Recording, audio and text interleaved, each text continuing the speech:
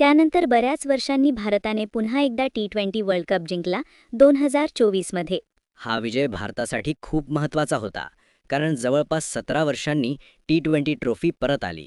आणि आता येतो कालचा ऐतिहासिक क्षण. इंडिया वर्सेस न्यूझीलंड टी20 वर्ल्ड कप 2026. हा सामना झाला अहमदाबादच्या नरेंद्र मोदी स्टेडियममध्ये, जवळपास 86,000 प्रेक्षकांसमोर. न्यूझीलंडने टॉस जिंकून फिल्डिंग निवडली, पण भारताच्या बॅट्समॅनने सुरुवातीपासूनच ॲग्रेसिव्ह बॅटिंग केली. भारताने 20 ओव्हर्समध्ये केले 255 रन्स, 5 विकेट्स, जो टी20 वर्ल्ड कप फायनलमधील सर्वात मोठ्या स्कोर्सपैकी एक आहे. कालच्या सामन्यात सर्वात मोठा स्टार होता संजू सॅमसन. 89 रन्स, फक्त 46 बॉल्स, 8 सिक्सेस. त्याला चांगली साथ दिली Ishan Kishan, 54 run, 25 balls.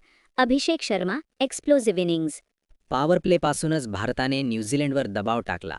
Boundary rain सुरू झाला. स्टेडियममध्ये ॲटमॉस्फिअर लिटरली इलेक्ट्रिक होता. 256 रन्स करणं सोपं नव्हतं. न्यूझीलंडने सुरुवातीला काही बाउंड्रीज मारल्या.